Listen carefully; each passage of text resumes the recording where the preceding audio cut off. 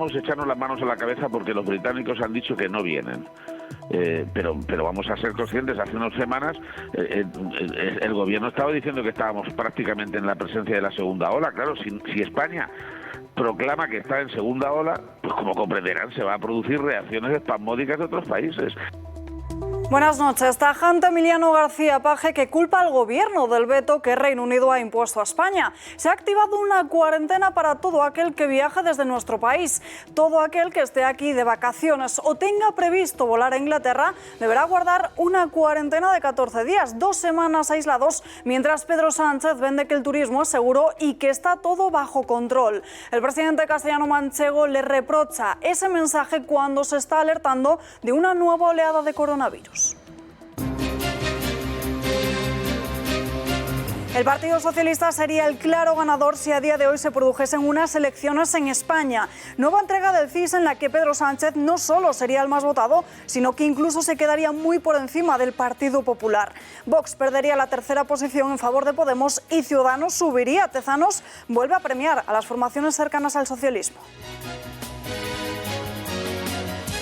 La Audiencia Nacional cita a Corina como imputada por las grabaciones de José Manuel Villarejo. Tendrá que declarar en septiembre junto al excomisario y el exdirector ejecutivo de Telefónica. Deberán explicar una conversación en la que hablaban de una supuesta fortuna que don Juan Carlos tenía oculta en Suiza desde hace años.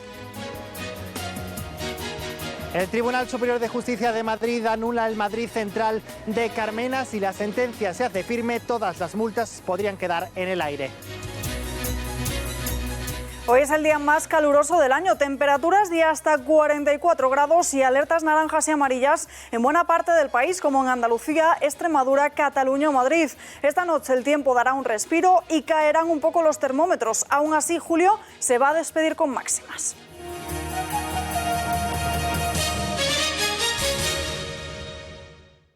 Continúa la expansión del coronavirus, pero la Organización Mundial de la Salud ha querido enmarcarlo en un escenario de normalidad. Consideran lógico que se disparen los casos una vez se están eliminando todas esas medidas de restricción. Para la OMS, el riesgo más grande está en que el virus se mueva de una zona donde se transmite de forma intensa a otra donde los contagios han podido ser controlados. Esta emergencia global sanitaria es la más severa. Se han comunicado a la Organización Mundial de la Salud más de 16 millones de casos y más de 640.000 muertes. La pandemia continúa acelerándose y en las últimas 6 semanas el número total de casos se ha doblado. 855 nuevos diagnósticos de COVID-19 en las últimas 24 horas y 6 fallecidos en los últimos 7 días. Es la actualización del balance que hoy ha realizado el Ministerio de Sanidad, detallando que más de la mitad de los nuevos contagios se producen en Aragón. Fernando Simón ha reconocido que el número de sospechosos va en aumento en comparación con la semana pasada.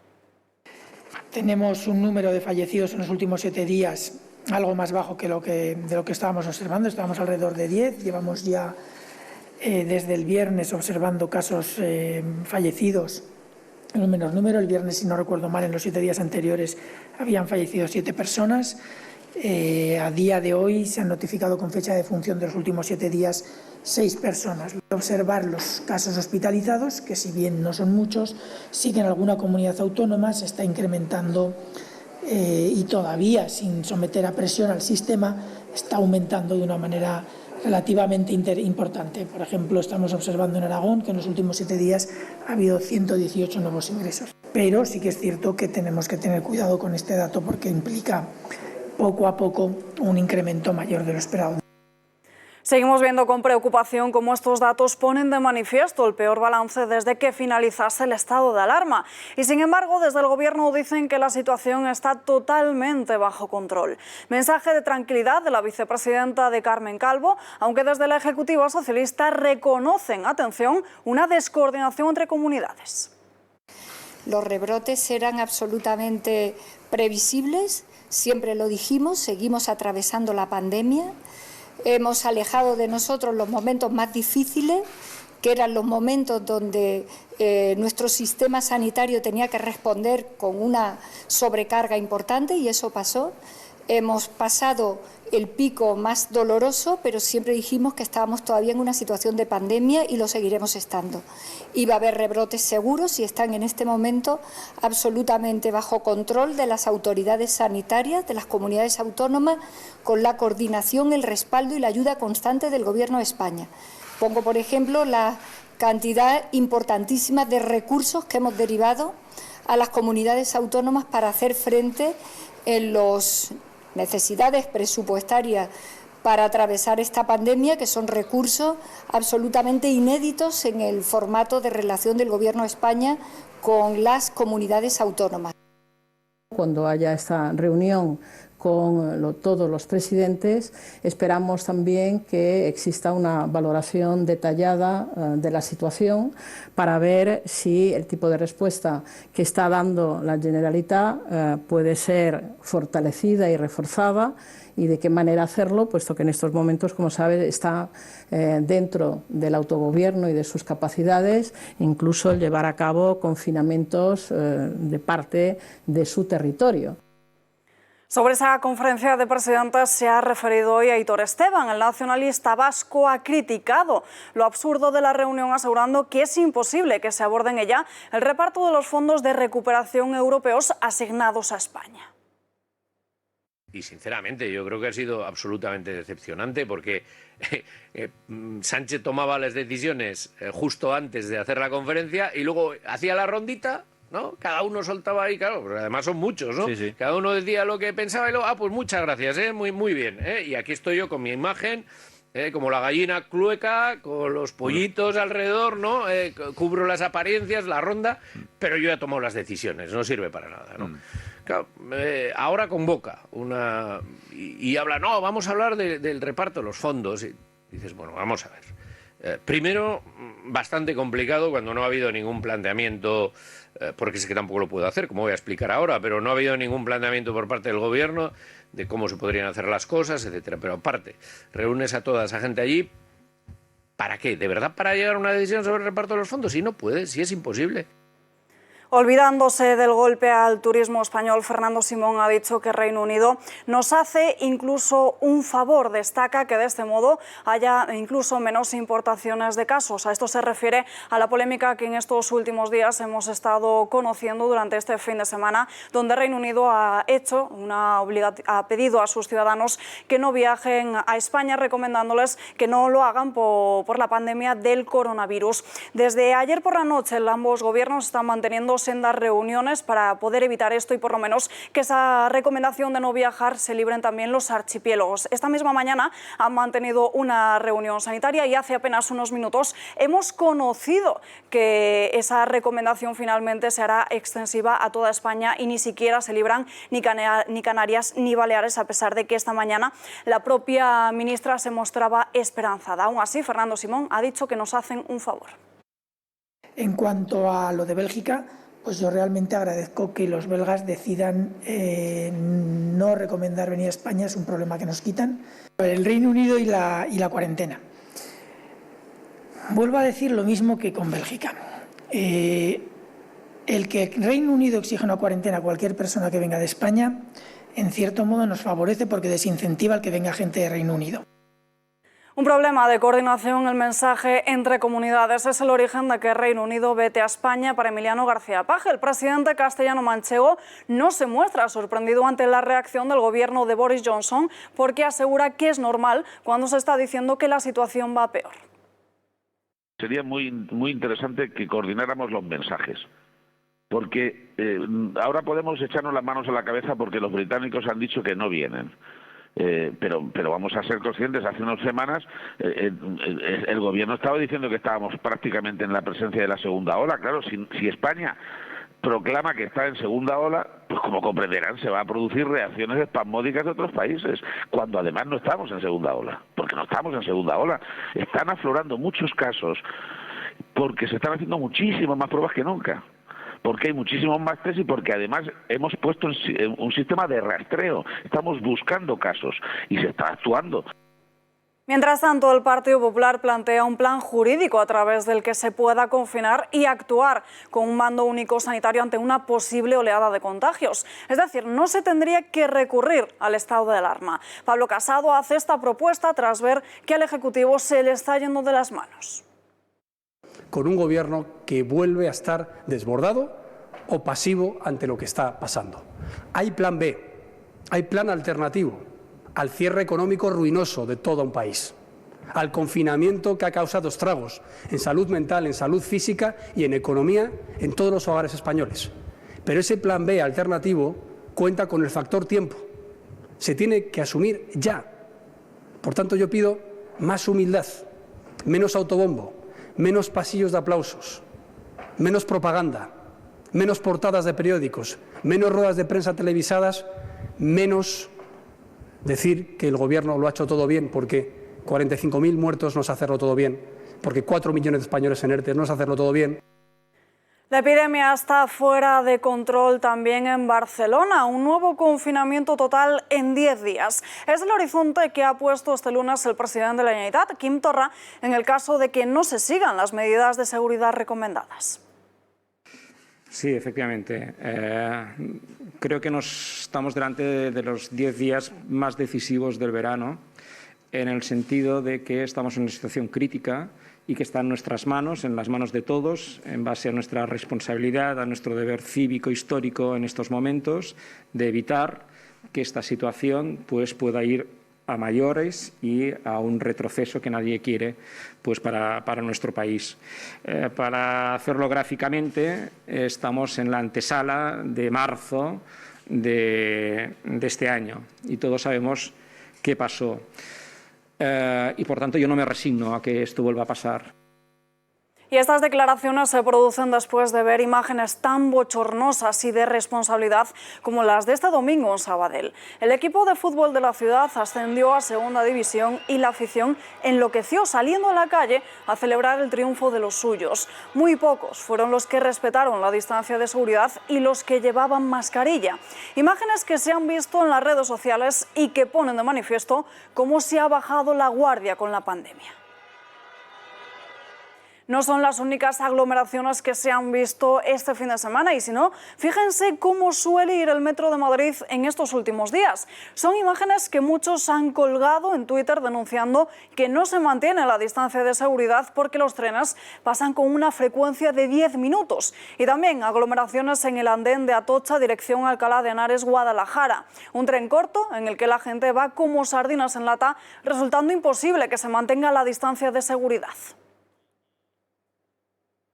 Las reservas de sangre de la Comunidad de Madrid continúan disminuyendo. Por eso, desde el Gobierno regional se está animando a los ciudadanos a que acudan a donar sangre con el reto de alcanzar las 5.000 donaciones antes del inicio de agosto. Y es que con cada uno de estos gestos se puede salvar 3 vidas. Sabemos que para los madrileños ha sido una situación complicada durante todo este tiempo de confinamiento, que están cansados, pero bueno, nos hace falta que ayuden y que vengan a donar sangre. Las necesidades de sangre van incrementándose y las donaciones han bajado y por lo tanto lo que pretendemos es que igual que han hecho en otras ocasiones vengan a donar, primero en esta semana con estas 5.000 donaciones, con ese objetivo 5.000 y luego desde aquí hasta mediados de septiembre necesitaremos unas 30.000 bolsas de sangre para atender a 7.500 pacientes, lo cual hace falta que respondamos como siempre lo hemos hecho. Yo he venido a hacerlo en primera persona, puesto que creo que es bueno para poder seguir ayudando. Se sigue necesitando en las urgencias, en cirugías programadas. Los MIR han vuelto a salir a la calle cuando se cumple una semana del inicio de la huelga indefinida. Cientos de profesionales han vuelto a salir a las calles de las ciudades de Valencia y Alicante para pedir a la Consejería de Sanidad una mejora de las condiciones laborales. Piden una mayor supervisión de su trabajo formativo, mejoras retributivas o la prohibición de realizar jornadas maratonianas de 24 e incluso 32 horas. Un informe del Gobierno revela que el coronavirus llegó a España en febrero y no solo esto, sino que además en ese momento nuestro país ya exportaba casos. Un estudio que explica cómo la pandemia posteriormente se descontroló. El coronavirus entró en España y se extendió muy rápida y silenciosamente mucho antes de que fuera detectado en el mes de febrero. Convivimos con él sin saberlo hasta que tras los primeros casos identificados la epidemia estalló descontroladamente a principios de marzo. Pero ¿cuáles fueron los factores que lo dispararon? ¿Por qué la expansión tocó unos territorios más que otros? Ahora el Instituto de Salud Carlos III intenta dar con las respuestas. Se sabe, por ejemplo, que uno de los primeros casos de infección detectado en Europa tuvo lugar aquí, cerca de Múnich, en Alemania, una mujer que aterrizó el 22 de enero en el aeropuerto de la ciudad alemana procedente de China y que había estado con sus padres residentes en Wuhan. La cadena de transmisión, señala el documento, permitió detectar que uno de los 12 casos relacionados con este primer positivo de Europa se acabaría convirtiendo en el primer caso detectado en España, en un individuo que voló de Múnich a Canarias el 28 de enero.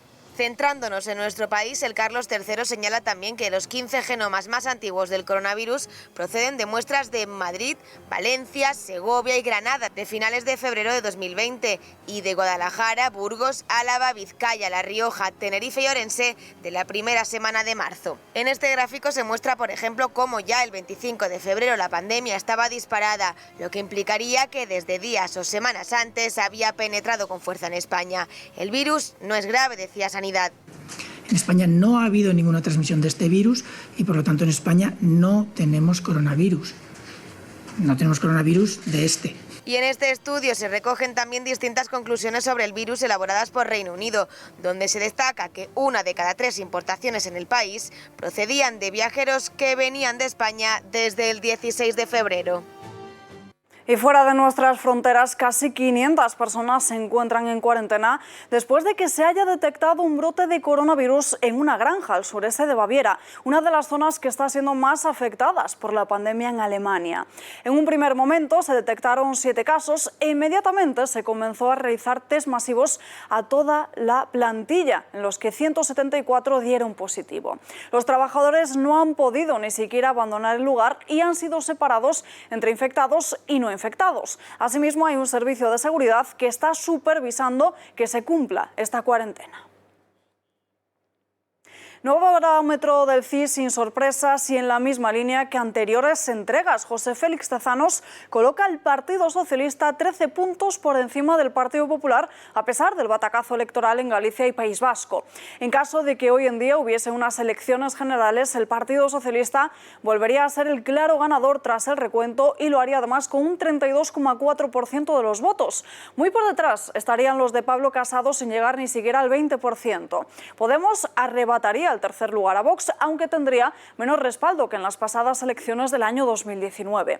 Santiago Abascal también desciende y en el otro lado, Ciudadanos, que saldría bien parado por tender la mano en numerosas ocasiones a Pedro Sánchez.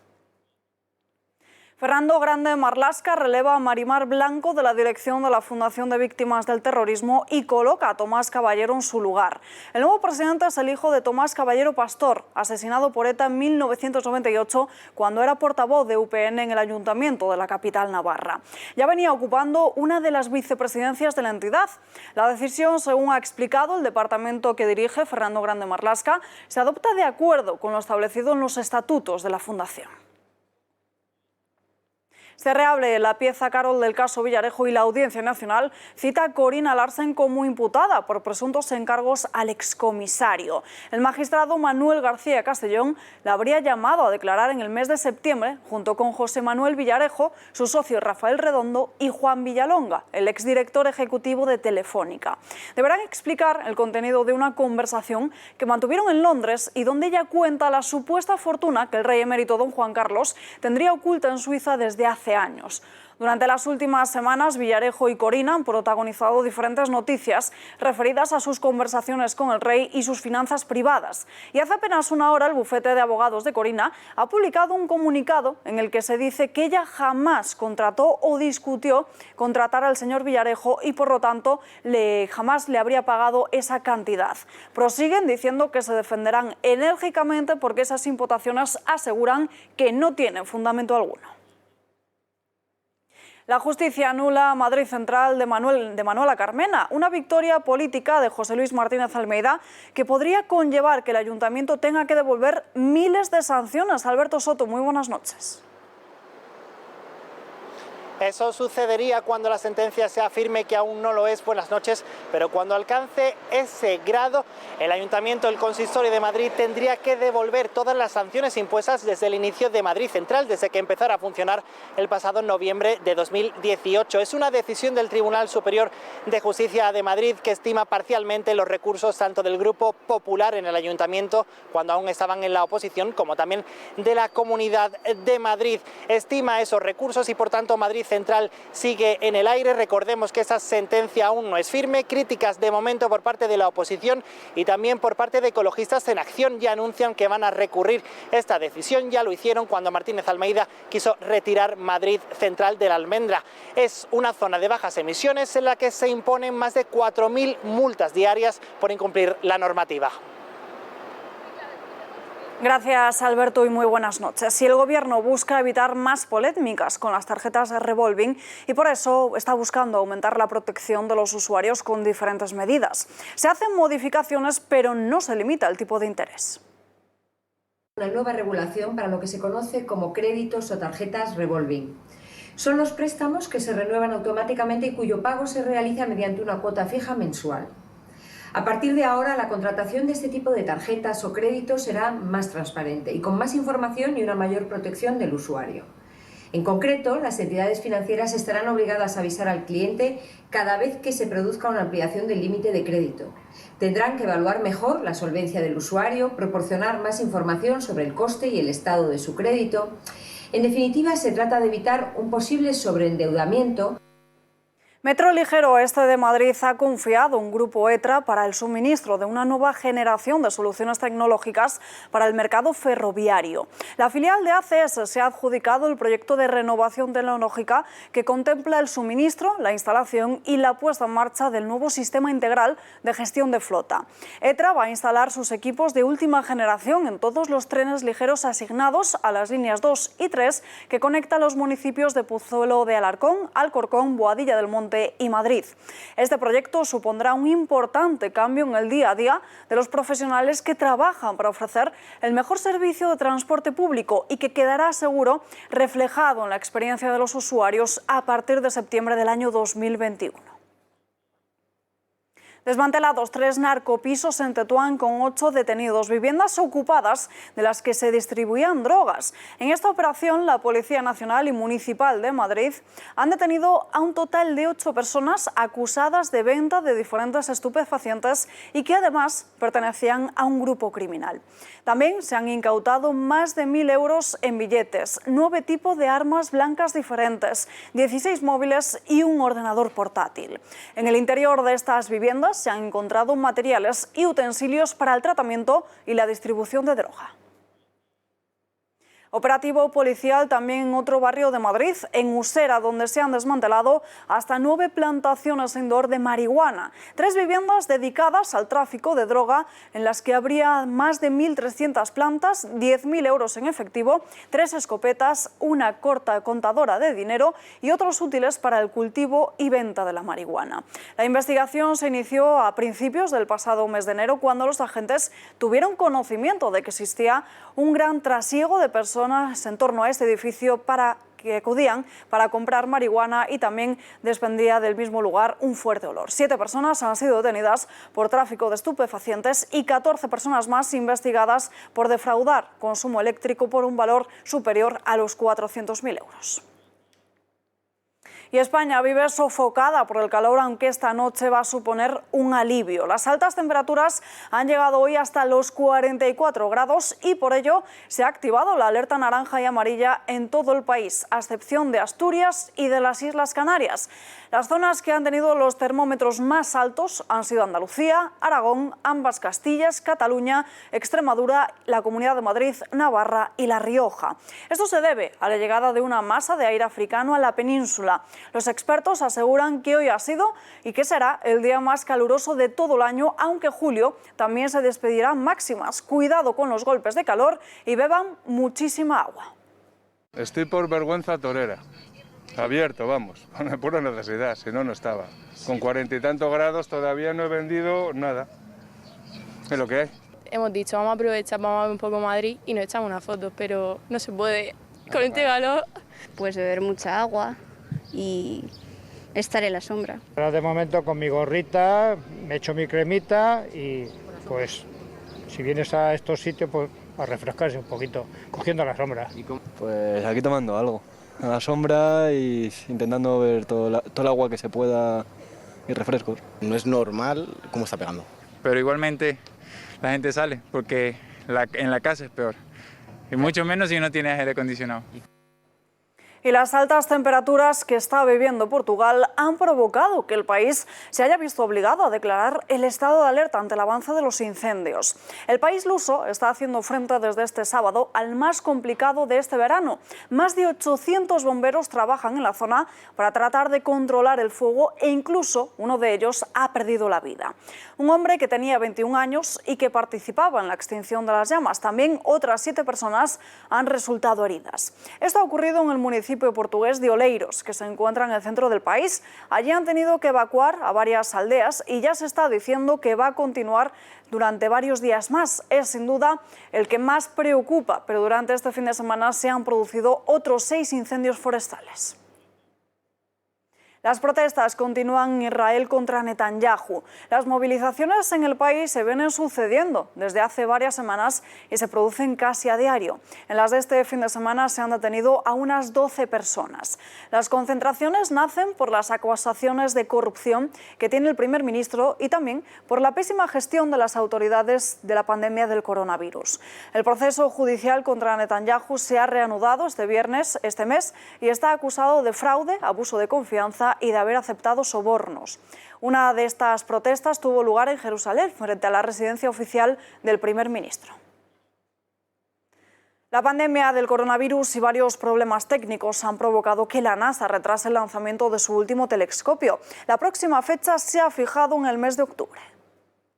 La NASA ha decidido retrasar al 31 de octubre de 2021 el lanzamiento al espacio del telescopio James Webb debido a los impactos de la pandemia del COVID-19, así como a desafíos técnicos. Esta decisión se basa en una evaluación de riesgo de cronograma recientemente completada de las actividades de integración y pruebas restantes antes del lanzamiento. A medida que los márgenes del cronograma se endurecieron el otoño pasado, la agencia planeó evaluar el progreso del proyecto en abril. Esta evaluación fue pospuesta debido a la pandemia y se completó esta semana. Los factores que contribuyen a la decisión de trasladar la fecha de lanzamiento incluyen los impactos de las precauciones de seguridad aumentadas, la reducción del personal en el sitio, la interrupción del trabajo por turnos y otros desafíos técnicos. Webb utilizará los fondos existentes del programa para mantenerse dentro de su límite de costos de desarrollo de 8.800 millones de dólares. El equipo del proyecto continuará completando un conjunto final de pruebas ambientales extremadamente difíciles del observatorio completo antes de ser enviado al sitio de lanzamiento en Kourou, en la Guayana Francesa. El observatorio está pensado para detectar la luz de la primera generación de galaxias que se formaron en el universo temprano después del Big Bang y estudiar las atmósferas de los exoplanetas cercanos en busca de posibles signos de habitabilidad. A principios del año próximo, Webb se plegará estilo origami para su envío al sitio de lanzamiento y se ajustará de forma compacta dentro del carenado del vehículo de lanzamiento Ariane 5 de Ariane Space, que mide unos 5 metros de ancho. Una vez en órbita, Webb desplegará su delicado parasol de 5 capas hasta que alcance el tamaño de una cancha de tenis. Webb desplegará su icónico espejo primario de 6,5 metros que detectará la luz tenue de las estrellas y galaxias lejanas. El telescopio James Webb es un programa internacional dirigido por la NASA, junto con sus socios de la Agencia Espacial Europea y la Agencia Espacial Canadiense. Y no hay tiempo para más, nos despedimos ya, pero les dejamos como siempre con la inmensa minoría. Mañana volvemos a las 8:30 con más información. Gracias y muy buenas noches.